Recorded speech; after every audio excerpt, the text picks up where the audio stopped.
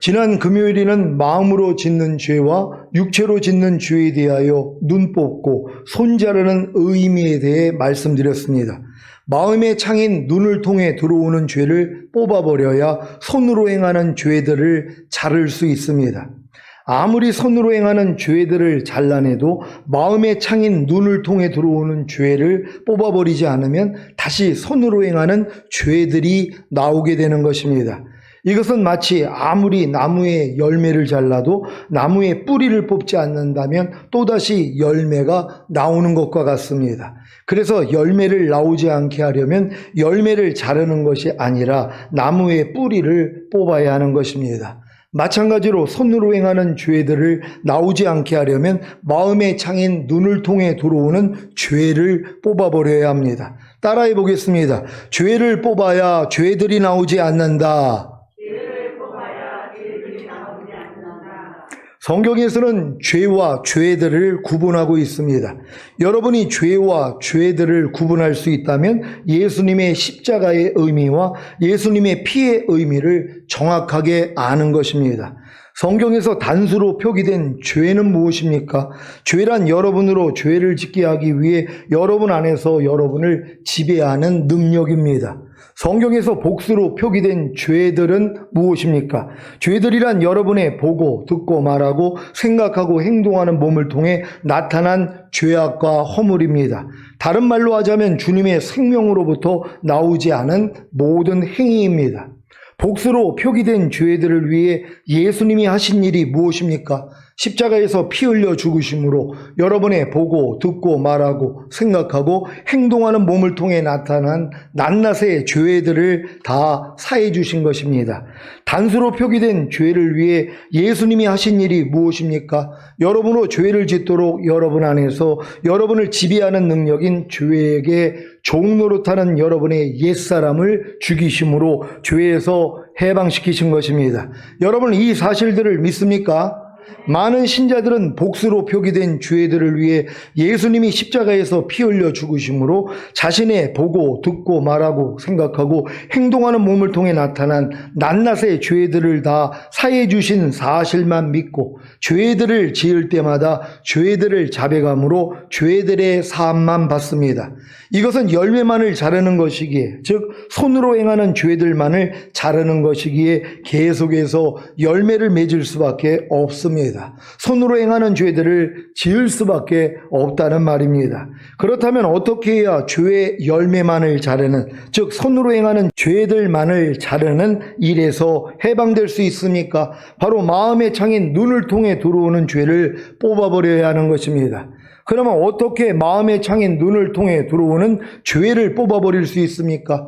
여러분으로 죄를 짓도록 여러분 안에서 여러분을 지배하는 능력인 죄를 어떻게 해야 뽑아버릴 수 있습니까? 바로 아버지 하나님이 여러분으로 죄를 짓도록 여러분 안에서 여러분을 지배하는 능력인 죄에게 종노릇하는 여러분의 옛사람을 예수님과 함께 죽이심으로 죄에서 해방시키는 사실을 믿어야 합니다.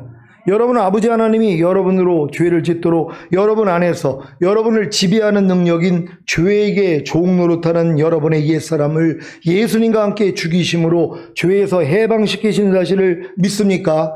그렇다면 마음의 창인 눈을 통해 들어오는 죄를 뽑아버리기만 하면 됩니다. 즉 여러분으로 죄를 짓도록 여러분 안에서 여러분을 지배하는 능력인 죄를 뽑아버리면 됩니다. 이미 예수님과 함께 죄에게 종노릇하던 여러분의 옛사람을 아버지 하나님이 죽여주셨는데 왜 마음의 창인 눈을 통해 들어오는 죄를 뽑아버리지 않고 계속해서 죄에게 종노릇하는 것입니까?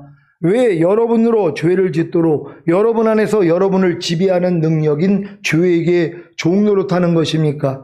아직도 아버지 하나님이 여러분으로 죄를 짓도록 여러분 안에서 여러분을 지배하는 능력인 죄에게 종노릇하는 여러분의 옛사람을 예수님과 함께 죽이심으로 죄에서 해방시키신 사실을 모르는 것입니까? 아니면 믿지 않는 것입니까? 목사님, 저로 죄를 짓도록 제 안에서 저를 지배하는 능력인 죄에게 종노릇하는 제 옛사람이 아직 살아있기 때문에 제가 여전히 죄에게 종노릇함으로 죄들을 짓는 것이 아닙니까? 이렇게 질문할 분이 계십니까? 여러분으로 죄들을 짓지 않기 위해 하나님이 죄에게 종노릇하던 여러분의 옛사람을 예수님과 함께 십자가에 못 박아 죽이신 사실을 아직도 모르십니까? 아버지 하나님께서 죄에게 종노릇하던 여러분의 옛사람을 예수님과 함께 죽여주심으로 죄와 사망의 법에서 여러분을 해방시키신 사실을 아직도 모르십니까? 로마서 6장 6절입니다. 다 같이 읽습니다. 시작. 우리가 알거니와 우리 옛사람이 예수와 함께 십자가에 못 박힌 것은 죄의 몸이 멸하여 다시는 우리가 죄에게 종노릇하지 아니하려 함이니. 아멘. 이제 여러분은 더 이상 죄에게 종노릇할 필요가 없는 것입니다. 이미 죄에게 종노릇하던 여러분의 옛사람이 예수님과 함께 죽었는데 왜 또다시 죄에게 종노릇합니까? 도리어 죄의 몸을 멸하여 다시는 죄에게 종노릇하지 말아야 합니다. 이것이 눈을 뽑는 것입니다. 혹여 실수로 죄에게 종노릇하여 죄들을 범하면 혹여 실수로 죄에게 종노릇하여 여러분의 보고 듣고 말하고 생각하고 행동하는 몸을 통해 죄들을 범하면 은혜의 보좌에 앉아 계신 예수님께 나아가 죄들을 자백함으로 죄사함과 의롭다함을 받으면 그만입니다. 이것이 손을 자르는 것입니다. 이렇게 매일 마음의 창인 눈을 통해 들어오는 죄를 뽑아버리기만 하면, 즉 여러분으로 죄를 짓도록 여러분 안에서 여러분을 지배하는 능력인 죄를 뽑아버리기만 하면 로마서 8장 1절 2절이 성취됩니다. 로마서 8장 1절 2절입니다. 제가 먼저 읽습니다. 그러므로 이제 그리스도 예수 안에 있는 자에게는 결코 정죄함이 없나니 이는 그리스도 예수 안에 있는 생명의 성령의 법이 죄와 사망의 법에서 너를 해방하였음이라. 아멘. 여러분은 그리스도 예수 안에 있는 생명의 성령의 법으로 말미암아 죄와 사망의 법에서 해방되셨습니까? 여러분이 새 언약의 성취인 성령 세례, 곧 마음의 할례인 혼의 구원을 받았다면 그리스도 예수 안에 있는 생명의 성령의 법으로 말미암아 죄와 사망의 법에서 해방된 것입니다. 죄와 사망의 법이 무엇입니까? 여러분을 죄를 짓게 함으로 사망에 이르게 하는 법이 무엇입니까? 바로 율법입니다. 그러면 왜 율법이 죄와 사망의 법인 것입니까? 원래 율법은 거룩하고 의롭고 선한 하나님의 법이 아닙니까? 그런데 왜 율법이 죄와 사망의 법인 것입니까?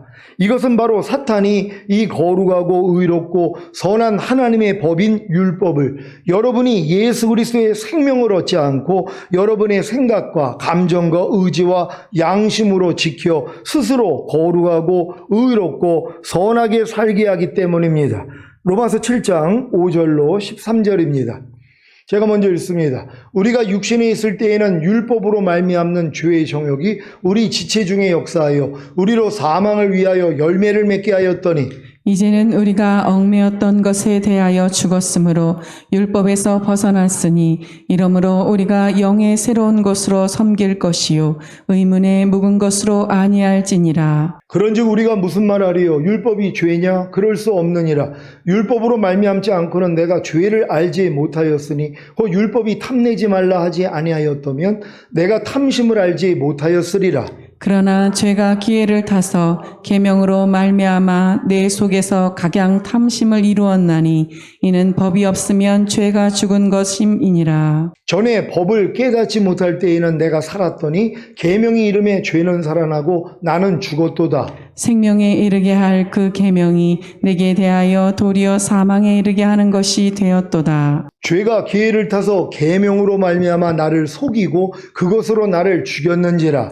이로 보건대 율법도 거룩하며 계명도 거룩하며 의로우며 선하도다. 다 같이 그런즉 선한 것이 내게 사망이 되었느뇨? 그럴 수 없느니라. 오직 죄가 죄로 드러나기 위하여 선한 그것으로 말미암아 나를 죽게 만들었으니 이는 계명으로 말미암아 죄로 심히 죄되게 하려 함이니라. 아멘.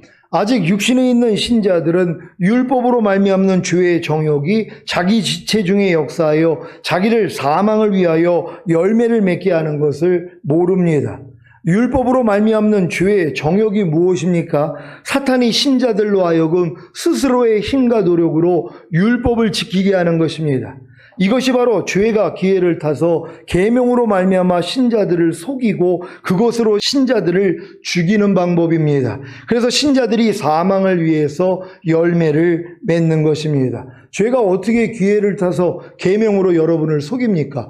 야, 너희가 이제 거듭난 하나님의 자녀가 됐으니까 이제 하나님의 말씀을 너희가 지켜야 될 거 아니야. 그러니까 너희 스스로의 힘과 노력으로 열심히 하나님 말씀대로 살아봐. 이렇게 속인단 말이에요. 그럼 이걸 듣는 순간 맞아, 난 이제 거듭난 하나님의 자녀니까 난 이제 말씀을 나 스스로 지켜야지 하고 자기가 노력을 한단 말이에요. 이 노력을 통해서 결국 사망에 이르는 것이란 말이에요. 왜요? 인간의 힘으로는 율법을 못 지키니까는요. 하나님은 여러분에게 율법을 주신 목적이 여러분으로는 못 지킨다는 걸 알고 주님의 생명을 얻게 하기 위함이란 말이에요. 근데 이걸 마귀가 지금 방해하는 거예요. 왜? 여러분의 스스로의 힘으로 자꾸 지킬 수 있다고 거짓말을 준단 말이에요. 그러니까 평생 신앙생활하면서 자기 힘으로 배운 말씀을 내가 지키려고 노력하다가 인생이 끝나요. 그러니까 이런 단계는 구경도 못한단 말이에요. 내 마음이 그리스도의 마음이 되고 그리스도의 생명으로 하나님 말씀을 지킨다는 것은 상상할 수도 없는 것이에요. 왜? 여기다 속기 때문이란 말이에요. 이 속임에서 다 벗어나시기를 바랍니다. 하나님이 율법을 주신 목적이 바로 죄가 죄로 드러나기 위하여 선한 그것으로 말미암아 신자를 죽게 만들므로 계명으로 말미암아 죄로 심히 죄되게 하려는 것입니다. 그래야 생명을 얻기 위해 예수 그리스도께 가기 때문입니다. 하나님이 거룩하고 의롭고 선한 하나님의 법인 율법을 주신 목적이 무엇입니까? 첫째는 거룩하고 의롭고 선하신 하나님의 마음과 뜻을 배우게 하는 것입니다. 둘째는 율법을 통해 죄를 짓게 하는 사탄의 정체를 드러나게 함으로 사탄을 알게 하시는 것입니다. 셋째는 사람으로 하여금 스스로의 힘과 노력으로는 율법을 지킬 수 없고 죄를 짓게 하는 사탄을 이길 수 없다는 것을 알게 하시는 것입니다. 넷째는 율법이 그리스도께로 인도하는 몽학선생이 되어 예수 그리스도를 의지함으로 아니 생명을 주시는 영이 되신 예수 그리스도의 생명을 얻어 율법을 지키게 하는 것입니다. 이것을 아직 깨닫지 못한 신자들은 계속해서 율법 행위로 신앙생활을 하기에 평생을 죄와 사망의 법에 지배를 받는 것입니다. 하지만 이 모든 것을 깨달았다면 죄와 사망의 법인 율법을 통해 나오는 여러분의 모든 생각과 감정과 의지와 양심만 부인하면 됩니다.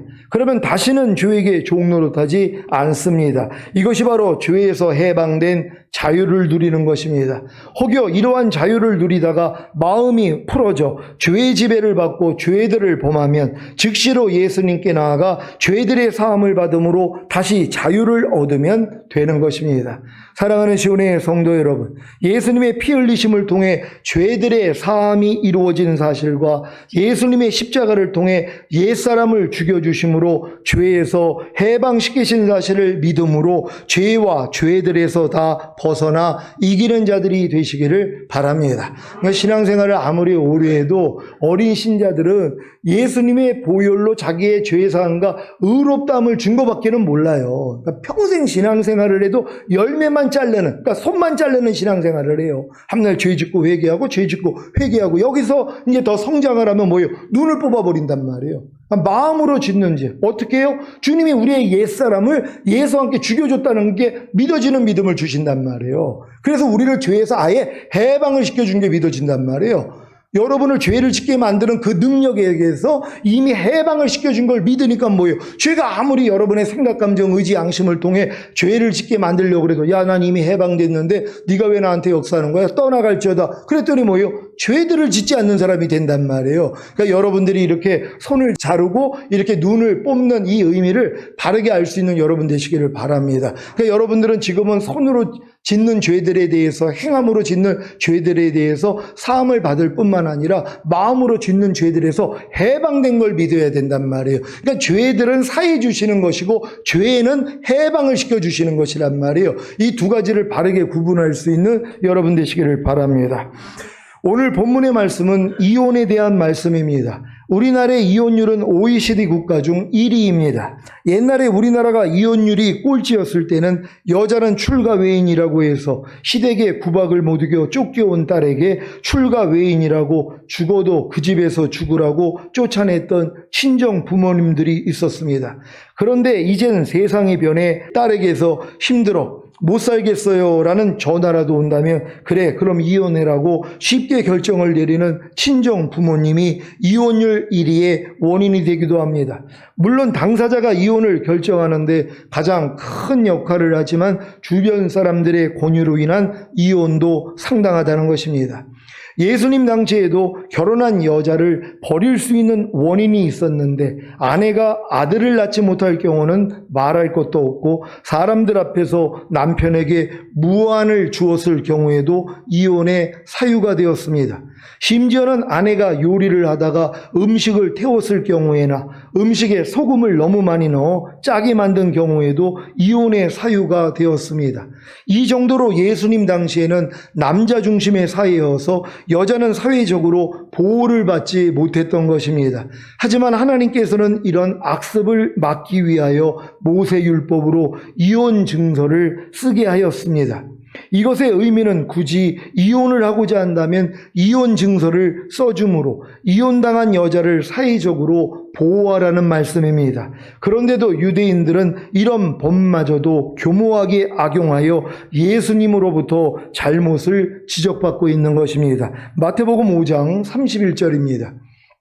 다 같이 읽습니다. 시작. 또 일렀으되 누구든지 아내를 버리거든 이혼 증서를 줄 것이라 하였으나. 아멘. 이 말씀의 배경이 되는 말씀은 구약성경 신명기 24장 1절 말씀입니다. 신명기 24장 1절 말씀 다 같이 읽겠습니다. 시작. 사람이 아내를 취하여 데려온 후에 수치되는 일이 그에게 있음을 발견하고 그를 기뻐하지 아니하거든 이혼 증서를 써서 그 손에 주고 그를 자기 집에서 내어보낼 것이요. 아멘. 이 말씀은 문자 그대로 결혼 전에 순교를 잃은 일에 대한 책임을 묻는 내용의 말씀입니다. 예수님 당시에 이 수치스러운 일이 무엇이냐를 두고 랍비들 간에 논쟁이 벌어졌습니다. 이 중 율법을 엄격하게 해석했던 샴마이 학파는 예수님의 말씀처럼 음행만이 유일하게 수치스러운 일이라고 해석했습니다. 반면에 율법을 보다 자유롭게 해석했던 힐렐 학파는 수치스러운 일로 여자가 음식을 태우거나 여자가 지나치게 수다스럽다든가 여자가 무례하고 다투기를 잘하며 심지어 자기 아내보다 다른 여자가 더 매력적일 경우도 여기에 해당하다고 하였습니다. 그래서 남자는 언제라도 아내가 마음에 안 들면 거리낌 없이 자기 아내를 내버릴 수 있었습니다. 이것은 서기관과 바리새인들이 구약의 율법을 아전인수격으로 잘못 해석한 결과였습니다. 그러면 이혼 증서를 쓰게 한 이유는 무엇입니까? 사실 여기서 말하는 이혼 증서란 여성을 보호할 목적으로 만들어진 것이지 이혼을 정당화시키기 위해 만들어진 것이 아니었습니다. 그래서 가급적이면 이혼하지 못하도록 막고자 하는 것이 율법의 본래 취지인 것입니다. 마태복음 19장 8절 말씀이 그 취지를 말하고 있습니다. 마태복음 19장 8절 다 같이 읽습니다. 시작. 예수께서 가라사대 모세가 너희 마음의 완악함을 인하여 아내 내어버림을 허락하였거니와 본래는 그렇지 아니하니라. 아멘. 이는 본래는 아내를 내버리는 것이 아니라는 것을 말해주는 말씀입니다. 당시에 이혼이 상당히 가볍게 이루어졌다는 것은 마태복음 19장 9절 10절에 나타난 예수님과 제자들의 대화에서도 발견할 수 있습니다. 마태복음 19장 9절 10절 말씀입니다. 제가 먼저 읽습니다. 내가 너희에게 말하노니 누구든지 음행한 영고 외에 아내를 내어버리고 다른 데 장가들은 자는 간음함이니라. 제자들이 가로되 만일 사람이 아내에게 이같이 할진대 장가들지 않는 것이 좋삼나이다. 아멘. 예수님께서 누구든지 음행한 영고 외에 아내를 내어버리고 다른 데 장가드는 자는 간음함이니라고 하시자 제자들은 만일 사람이 아내에게 이같이 할진대 장가들지 않는 것이 좋삼나이다 라고 대답했습니다.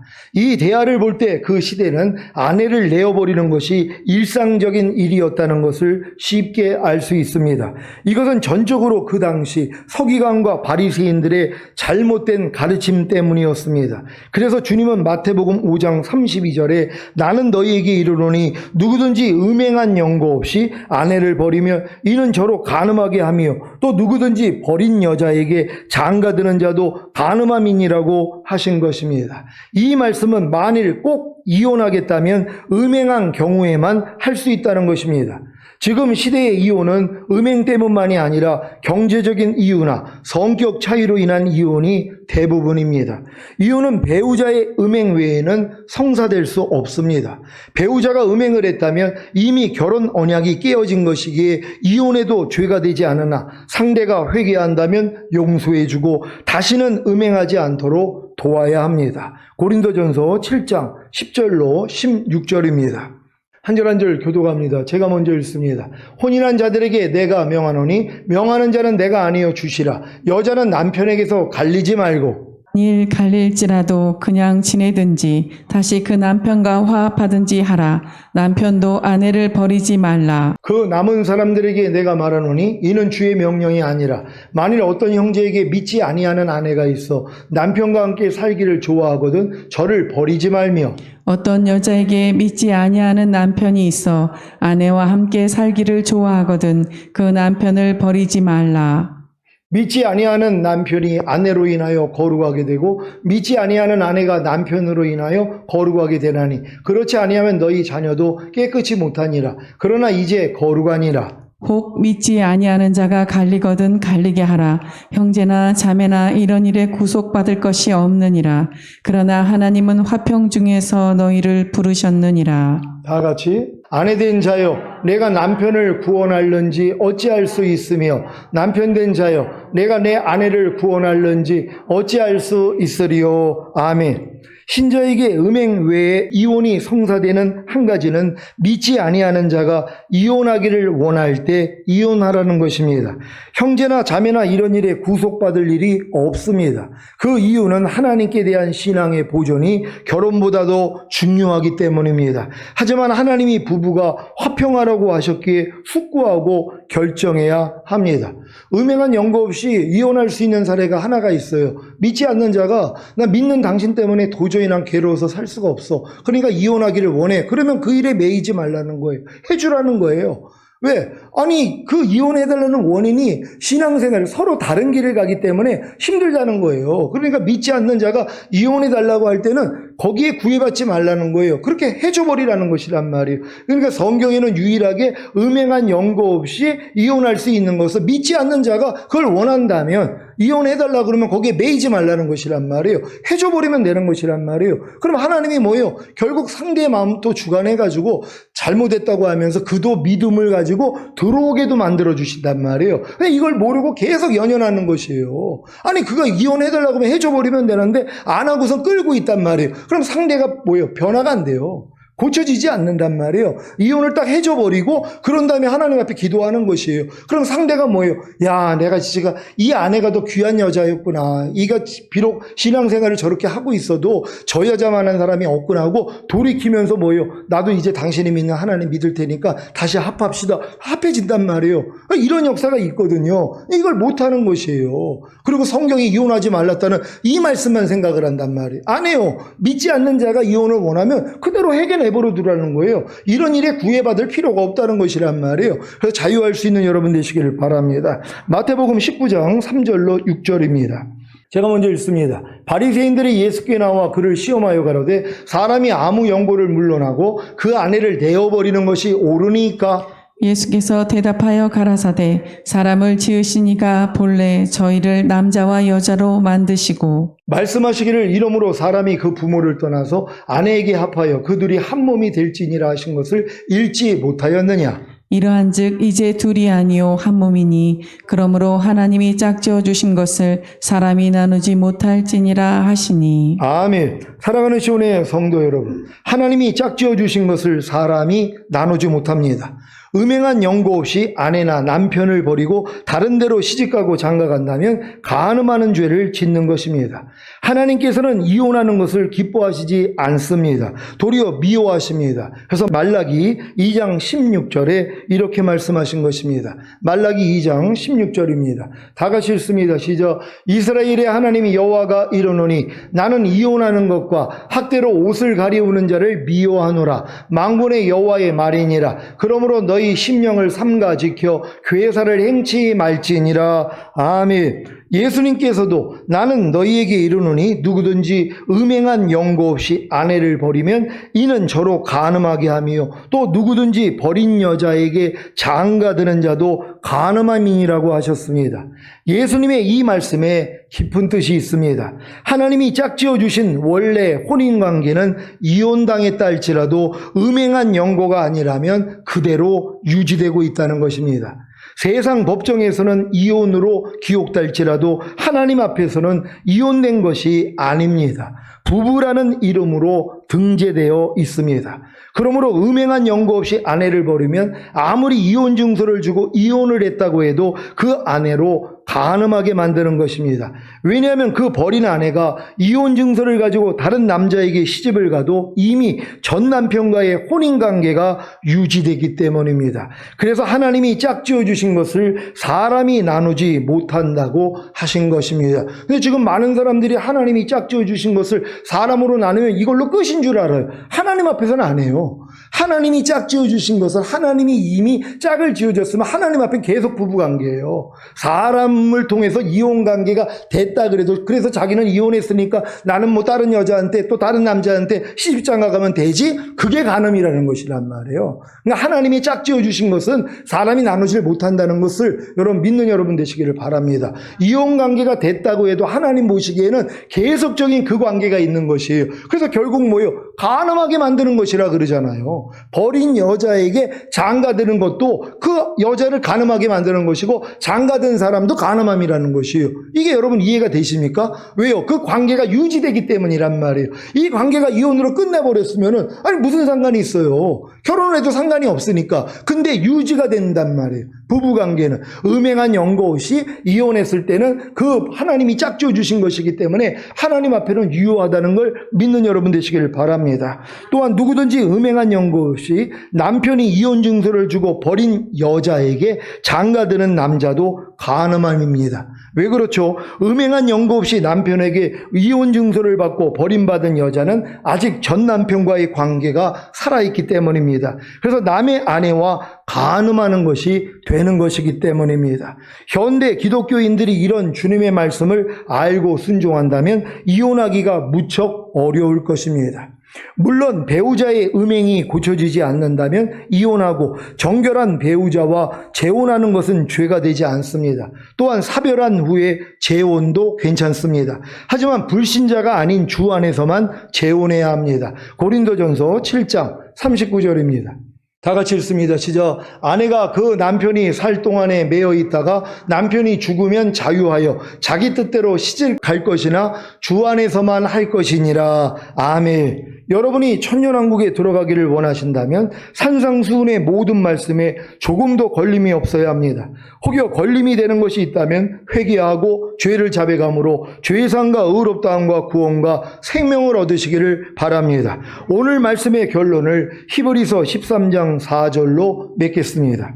히브리서 13장 4절 다 같이 읽습니다. 시작. 모든 사람은 혼인을 귀히 여기고 침소를 더럽히지 않게 하라. 음행하는 자들과 간음하는 자들을 하나님이 심판하시리라. 아멘. 이 심판은 주님이 공중강림하실 때 휴거되지 못하므로 천년왕국에 들어가지 못하는 심판입니다. 그래서 지금 즉시 이 심판이 내려지지 않기에 너도 나도 혼인을 귀히 여기지 않고 침소를 더럽히는 것입니다. 이들이 바로 음행하는 자들과 간음하는 자들입니다. 회개하지 않으면 주님이 공중강림하실 때 휴거되지 못하므로 천년왕국에 들어가지 못하는 심판을 받습니다. 물론 천년왕국에 몸을 가지고 들어갔어도 그러므로 음행하는 자들과 간음하는 자들은 회개하지 않으면 지옥에 들어가는 심판을 받습니다. 왜냐하면 천년왕국 후에 무적행에서 풀려나온 마귀에게 미혹이 되어 하나님을 대적할 것이기 때문입니다. 지금 이 산상수훈이 천년왕국에서 몸을 가지고 있는 사람들이 지켜야 될 법이란 말이에요. 근데 이 말씀을 지키지 않으면 지옥에 간다고 얘기를 한단 말이에요. 왜요? 이런 죄를 짓고 회개하지 아니하면 천년왕국 후에 무적행에서 마귀를 풀어놓으면 수많은 자들이 마귀 편에 든다 그랬잖아요. 왜요? 이런 죄를 회개하지 않았기 때문에 넘어가 버린단 말이에요. 죄가 있기 때문에 마귀가 유혹을 할 때는 다 넘어가 버려요. 그러니까 바다 모래 같은 숫자가 대적을 하잖아요. 거기서 심판이 임해가지고 지옥으로 가는 것이에요. 그러니까 혹여 여러분들이 휴거되지 못하고 이 땅에 남아가지고 천년왕국에 몸을 가지고 들어갔다고 해도 산상수훈에 있는 이러한 죄들을 내가 짓고 회개하지 않고 이 죄를 계속 가지고 있으면 천년 있다가 결국 마귀한테 속아 넘어가 버린단 말이에요. 그리고 결국 지옥으로 가는 것이란 말이에요. 그러니까 지금 현명한 사람들은 이러한 죄를 미리 여기서 해결되면 뭐예요? 천년왕국에 들어갈 수 있잖아요.